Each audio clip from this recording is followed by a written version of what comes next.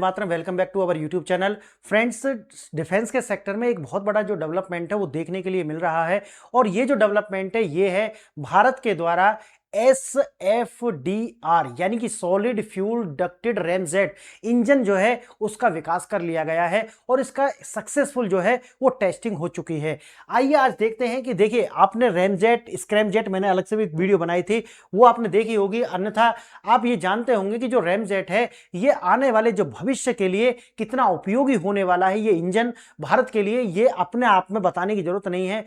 देखिए, ये जो डेवलपमेंट की गई है जैसा कि मैंने आपको बताया है, ये चलेगा सब किससे, सुपरसोनिक स्पीड से। सुपरसोनिक स्पीड से चलेगा लगभग, अगर आप देखें तो 2 से लेकर के 3.5 तक जो मैक की जो स्पीड है, इस मैक स्पीड से ये चलने वाला है। देखिए, इस स्पीड से ही चलेगा। अच्छा, रैमजेट जो स्क्रैमजेट, दोनों में तकनीकी रूप से कोई अंतर नहीं होता है। याद रखना, ये जो बनाया गया है ये बनाया गया है SFDR, मतलब इसके अंदर होगा सॉलिड फ्यूल। क्या होगा? Solid fuel. और सॉलिड फ्यूल के रूप में क्या होगा? बोरान होगा। अब देखिए, याद रखना कि इसके अंदर होता क्या था कि पहले लिक्विड के रूप में भी जो है हम प्रयोग करते थे, लेकिन यहां पर क्या करा जा रहा है? Solid fuel. अब देखिए, सॉलिड फ्यूल होने से क्या है कि आप उसको अच्छे से कंप्रेस कर पाएंगे, यानी कि कम स्पेस के अंदर ज्यादा फ्यूल जो है वो आप इसमें रख पाएंगे। इससे क्या होगी? इसकी दूरी बढ़ जाएगी, एक तो क्लियर है। और दूसरा क्या है कि जब लिक्विड होती है उसका जो वेट है वो ज्यादा होता है, वही अगर आप जो ठोस को अगर कंप्रेस अगर आप ज्यादा करोगे तो उतने ही वेट में, इतना ही आयतन में आप ज्यादा फ्यूल कैरी कर पाएगा ये वाला इंजन। आइए देखते हैं थोड़ा सा। अगर आप जानते हो कि स्क्रैमजेट जो है रैमजेट, टेक्निकल रूप से दोनों अलग नहीं है, लेकिन हाँ, अगर देखा जाए तो जो स्क्रैमजेट होता है वो चलेगा किससे? हाइपरसोनिक स्पीड से। मोर देन 5 मैक की जो स्पीड होती है उसे हाइपरसोनिक स्पीड बोलते हैं। देखिए, ये जो रैमजेट और स्क्रैमजेट होते हैं, इनमें कोई भी ऐसा इंजन नहीं होता जैसे गरारी टाइप का जो होता, घूमने वाला कुछ नहीं होता। इसके अंदर सब स्थिर होता है और सारा का सारा क्या है, देखिए, यहां से एयर जाएगी और दूसरी ओर से एयर जो है हीट होकर के बाहर निकलेगी, जिससे क्या करेगा? थ्रस्ट पैदा होगा और वही जो थ्रस्ट है वो आगे की ओर इसको धकेलेगा। ये देखिए पिक्चर में कुछ इस तरीका से है। कोई भी ऐसा नहीं है जैसे कि नॉर्मल इंजन के अंदर होते हैं ना घूमने वाला, इसके अंदर कुछ घूमने वाला नहीं है। सिर्फ क्या है, सब स्थिर है और इसके अंदर क्या होता है? फ्यूल होता है और यही फ्यूल क्या करेगा? ऑक्सीजन के साथ में बर्न होगा, जिसको हम बोलते हैं कंबशन, और कंबशन होने से इसको थ्रस्ट पैदा होगा। आइए थोड़ा सा विस्तार से देखते हैं ये क्या किया है। जो SFDR तकनीक जो है, इसके द्वारा ही ये सब डेवलप किया गया है। अमेरिका, रूस, चीन और फ्रांस के बाद में भारत ऐसा करने वाला 5वां देश जो है वो बन चुका है, यानी कि सॉलिड फ्यूल पर रैमजेट इंजन को जो है सफल परीक्षण करने वाला। देखना, भारत में मिसाइलों का वर्गीकरण भी अगर आप देखें तो कैसा कैसा आपको मिलेगा ये तो हम देखेंगे, थोड़ा सा भी देख लीजिए। 2 तरीका की जो मिसाइल है वो मिलती है, एक तो बैलिस्टिक मिसाइल और एक क्रूज मिसाइल। क्रूज मिसाइल में जैसे ब्रह्मोस है और बैलिस्टिक मिसाइल जैसे कि अग्नि है। यानी कि जो बैलिस्टिक मिसाइल होती है वो लंबी दूरी के लिए और कर्व ट्रेजेक्ट्री के लिए जो है प्रयोग की जाती है, जिसमें अग्नि 5 जो है वो आती है। उसी तरीका से अगर आप देखते हैं कि जो क्रूज मिसाइल है वो सटीक निशाना और रेडार से बचने की जो क्षमता है वो प्रोवाइड करती है। कारण है कि वो कम ऊंचाई पर जो है उड़ान भरती है। इसलिए आगे थोड़ा सा देखते हैं कि हवा से ही ऑक्सीजन लेने वाला है इंजन, और ईंधन के रूप में क्या मिलेगा? इसमें बोरान मिलेगा, यानी कि ठोस फॉर्म में मिलेगा। ऑक्सीजन लेगा, इसको जो है ऑक्सीजन नीचे से ले जाकर के जाने की जो है जरूरत नहीं होती। और रैमजेट में यही फायदा होता है, स्क्रैमजेट हो या रैमजेट हो, यानी कि ये ऑक्सीजन जो है वो ऊपर से कैरी करते हैं, एनवायरमेंट से ही कैरी कर लेते हैं। सुपरसोनिक स्पीड होगी, जैसा कि मैंने बताया, 2 से लेकर के 3.5 मैक की जो स्पीड है इसकी होने वाली है और ये सुपरसोनिक स्पीड से चलने वाला है। अब जैसा आप जानते हैं कि दागो और भूलजाओ इसमें आते हैं, नाग और हेलिना जैसी एंटी टैंक मिसाइलें एक बार लॉन्च होने के बाद में जो है हमारा कंट्रोल उस पर नहीं रहता है। उसी तरीका से जो आप देखेंगे कि भारत के अंदर से K-15 जैसी जो मिसाइलें हैं उनका भी परीक्षण भारत के द्वारा किया जा रहा है, जो कि क्या है? ये है SLBM, आप जानते होंगे, यानी कि सबमरीन लॉन्च्ड बैलिस्टिक मिसाइल। आगे देखेंगे थोड़ा सा भारत की मिसाइल शक्ति और SDRF की तकनीक जो है। आगे हम बढ़े उससे पहले आपको 2 प्रश्न हैं, इन पर विचार करना होगा। और पहला जो प्रश्न है वो ये है कि सॉलिड फ्यूल डिटेक्टेड रैमजेट तकनीक के संदर्भ में कौन सा विकल्प जो है वो सही है? पहला देखिए, यह तकनीक मिसाइल को लॉन्च करने के लिए लिक्विड फ्यूल और टरबाइन का उपयोग करती है। दूसरा विकल्प है इसमें ईंधन के रूप में बोरॉन का उपयोग किया जाता है, और तीसरा विकल्प है यह तकनीक मिसाइलों को नो एस्केप जोन प्रदान करती है। अब आपके जो है 3 स्टेटमेंट होने के बाद में पहला विकल्प है 1 और 2 सही है, दूसरा है 2 और 3 सही है, तीसरा है 1 और 3 सही है, और चौथा है कि सारे सही हैं। तो अब आप अपना मन में आंसर सोच लीजिए, अगर आपको आंसर आता है तो वेल एंड गुड, अदरवाइज आपको लास्ट वाली स्लाइड पर इनके विस्तृत आंसर मिल जाने वाले हैं, और लेक्चर के दौरान जब हम डिस्कशन करेंगे तो इनके आंसर मिल ही जाएंगे। सेकंड क्वेश्चन है, देखना बैलिस्टिक और क्रूज मिसाइल जो है उनके बीच में क्या डिफरेंस है। बैलिस्टिक मिसाइल वायुमंडल के भीतर रहती है, जबकि क्रूज मिसाइल अंतरिक्ष में चली जाती है। क्या ये सही है? दूसरा देखना, बैलिस्टिक मिसाइल को पूरी उड़ान के दौरान गाइड किया जा सकता है, जबकि क्रूज मिसाइल जो होती है उनको लॉन्च करने के बाद में गाइड नहीं किया जा सकता। तीसरा देखना, क्रूज मिसाइल गुरुत्वाकर्षण के प्रभाव में लक्ष्य पर गिरती है, जबकि बैलिस्टिक मिसाइल जेट इंजन की तरह सीधी रेखा में चलती है। आप देखना चौथा, बैलिस्टिक मिसाइल एक परिवालिक यानी कि कर्व्ड पथ जो है उसके अनुसार उसका अनुसरण करती है, जबकि जो क्रूज मिसाइल है वो पृथ्वी की सतह के समानांतर सीधी उड़ान भरती है। आप इसका आंसर जानते हैं तो वेल एंड गुड, अदरवाइज मैंने जैसा कि बताया आपको आगे मिल जाएगा। देखते हैं थोड़ा इसको विस्तार से क्या है। खतरा, चीन अपने अत्याधुनिक 5th जनरेशन के जो फाइटर जेट्स हैं वो खुद डिजाइन कर रहा है, और पाकिस्तान जो उसका प्रॉक्सी स्टेट है उसको भी प्रोवाइड कर रहा है। भारत के पास राफेल जो है वो लगभग 4.5 जनरेशन का है, और इसको जो है अपग्रेड करने की आवश्यकता है। लेकिन हम जैसा कि जानते हैं कि देखिए जिस तरीका से हमारे पास ये डिफेंस जो है हम उसको अपग्रेड करेंगे उतना ही डिटरेंस हम पैदा करते हैं। अब जैसे जैसे हम ये सारे कार्य कर रहे हैं तो हम क्या कर रहे हैं, हम चाइना को एक डिटरेंस पैदा कर रहे हैं, पाकिस्तान को नहीं करना, क्योंकि जो पाकिस्तान है वो प्रॉक्सी है चाइना की, जो चाइना कहेगा पाकिस्तान वही स्टेप उठाएगा। दुश्मन के रेडार से बचना है तो हमको क्या करना पड़ेगा, बियॉन्ड विजुअल रेंज जो है उस तक, यानी कि बियॉन्ड विजुअल रेंज का मतलब क्या है, यानी कि दुश्मन के रेडार में आने से पहले ही क्या करना है, आपको अटैक करना है। यानी कि फायर कहां से करना, मिसाइल कहां से छोड़नी है, कि जहां तक आप जो है दुश्मन के रेडार में ना आए। अगर ऐसा है तो उसको बोलते हैं वीबीआर। देखिए डीआरडीओ द्वारा इसको विकसित किया गया है। सॉलिड फ्यूल डिटेक्टेड रैमजेट तकनीक जो है ये है, और जैसा कि मैंने आपको बताया सामान्य जो रैमजेट है उनमें लिक्विड फ्यूल जो है उसका प्रयोग होता है, और मैंने उसको बता दिया कि इसके फायदा क्या है, इसकी एफिशिएंसी बढ़ी है, दूरी भी बढ़ी है। अब जैसा कि बताया कि भारत जो है वो 5वां देश जो है बन चुका है, तो ये भी याद रखना है।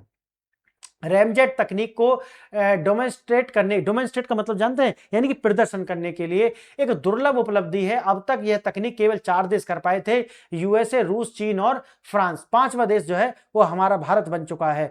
देखिए एयर ब्रीदिंग इंजन जो होता है वही रैमजेट होता है, मैंने आपको बता दिया। एक ओर से हवा जाएगी और बोरान जो है वो जलेगा, और उसके बाद में ऑक्सीजन के साथ मिलकर के, और जिससे बैक साइड से क्या होगा, थ्रस्ट पैदा होगा, और यही थ्रस्ट उसको क्या करता है, आगे की ओर धकेलता है, और इसको जो है वो मूविंग स्पीड कितनी होती है, 2 से लेकर के 3.5 जो है मैक की स्पीड है, इसीलिए इसे बोलते हैं सुपरसोनिक। सबसोनिक जो होता है उसका होता है मोर लेस देन जो है 1 मैक की स्पीड जो होती है उसको कहते हैं सबसोनिक।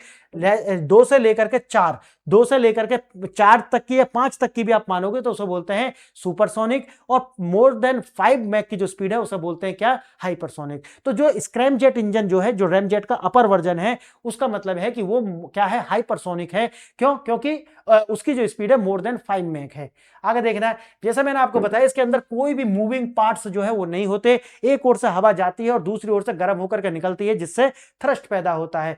फास्ट मूविंग एयर होती है, जैसे मैंने आपको बता दिया। देखना SFDR solid fuel detected ramjet जो है कैसे काम करेगा। एयर इनटेक होगी यहां से, यहां पर क्या लगे हुए हैं, सॉलिड फ्यूल लगे हुए हैं, क्लियर, बोरान का, और एयर जाकर के ऑक्सीजन के साथ यहां क्या करेगी, बर्न होगी, जिसे क्या बोलते हैं, कंबशन। कंबशन होगा और क्या होगा, वो हीट होकर के पीछे की ओर निकलेगा। जैसे वो पीछे की ओर निकलेगा उससे क्या होगा, उससे थ्रस्ट पैदा होगा, यानी कि पीछे से ताकत लगेगी आगे की ओर। अब जितनी तेजी से पीछे फेंकेगा उतनी तेजी से ये आगे बढ़ेगा, बस ये है सिद्धांत। देखना सॉलिड फ्यूल बोरान के रूप में, इसका देखिए एग्जाम में बहुत ज्यादा ध्यान रखना, फ्यूल पूछा जा सकता है, फ्यूल कौन सा प्रयोग होगा। अब वही है कि हवा एक संकरी नली से अंदर जाती है और वहां कंप्रेस होती है, और जैसे ही वो पीछे की ओर निकलती है उससे थ्रस्ट पैदा होता है, और जैसा मैंने बता दिया लगभग 2 से लेकर के 3 या 3.5 मैक तक की स्पीड ये देने वाला है, जिससे ये सुपरसोनिक बनेगा।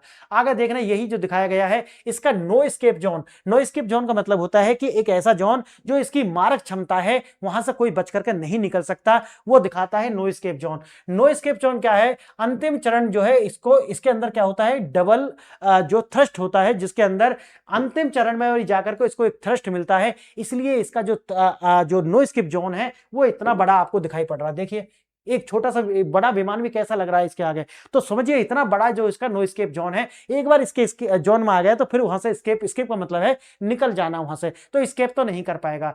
सुपरसोनिक स्पीड, लंबी दूरी तक जो है उच्च गति बनाकर ये रखता है, और हल्का वजन है, ऑक्सीडाइजर टैंक न होने के कारण, यानी कि ऑक्सीजन लेकर के नहीं जाता, इसलिए में ये हल्का होता है। आगे देखना, मिसाइल जो मैंने आपको बताई थी, दो तरीका की मिसाइल होती हैं, एक होती है बैलिस्टिक मिसाइल। बैलिस्टिक मिसाइल देखिए कैसा पथ बना रही है, पैराबोलिक पथ बना रही है। और वही देखिए ये है क्रूज मिसाइल। क्रूज मिसाइल कौन कौन सी है? ब्रह्मोस है, निर्भय है, और इसके अंदर अग्नि है और पृथ्वी है। किसके अंदर? बैलिस्टिक के अंदर। और क्रूज के अंदर है ब्रह्मोस और निर्भय। देखिए ये कैसे चलती है, ये समानांतर चलती है, जमीन के समानांतर, इसीलिए जो दुश्मन देश के जो रेडार हैं वो इसको डिटेक्ट नहीं कर पाते। जब डिटेक्ट नहीं करेंगे तो इंटरसेप्ट तो हो ही नहीं सकता, तो इंटरसेप्ट भी ये नहीं हो पाएगा। आगे देखना, बैलिस्टिक मिसाइल देखिए परवलयिक पथ होता है, क्वेश्चन का आंसर आपको मिल जाएगा।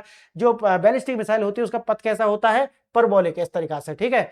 कार्य अंतरिक्ष में जाता है और जाने के बाद में अब ऊपर से क्या है, गुरुत्वाकर्षण के जो बल होता है उसी के द्वारा नीचे आएगा। क्लियर है? तो यही फोर्स इसको मिलने वाला है। लॉन्च के बाद दिशा बदलना असंभव है, इसका मतलब है एक बार जो है यानी कि छोड़ो और फिर भूल जाओ, फिर आपके हाथ में नहीं है। हाइपरसोनिक गति है, हाइपरसोनिक का मतलब समझे, मोर देन 6 मैक की गति है। जैसे यहां आ रहा है ना 6000 किलोमीटर, तो मैक मतलब है कि मोर देन 5।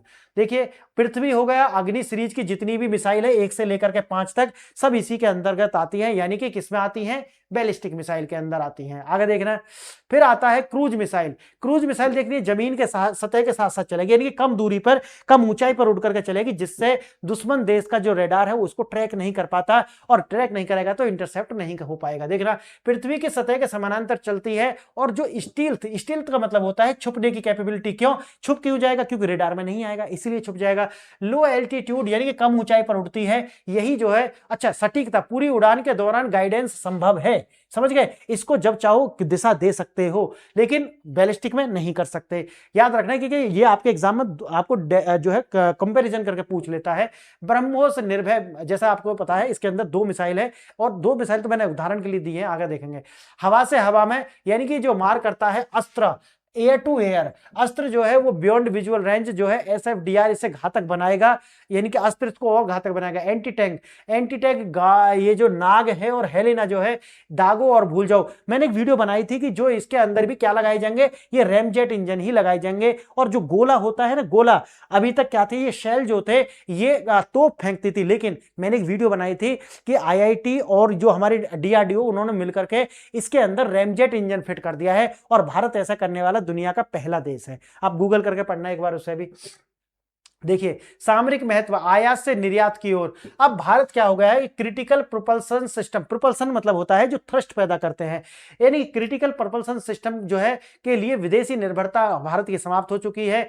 भारत जो है एक ट्रायड नेशन, आप जानते हैं कि हम जो है जो न्यूक्लियर वेपन है वो समुद्र से भी, एयर से भी और जमीन से भी हम दाग सकते हैं, इसको बोलते हैं ट्रायड। और आप जानते हैं K4 K15 जो है ये SLBM है हमारी, यानी कि सबमरीन लॉन्च बैलिस्टिक मिसाइल, ये छोड़ सकते हैं केमिकल, यानी कि केमिकल वार, और साथ ही साथ में जो हमारा एटॉमिक वारफेयर है, यानी कि एटॉमिक वार हेड्स के साथ ये चलती है।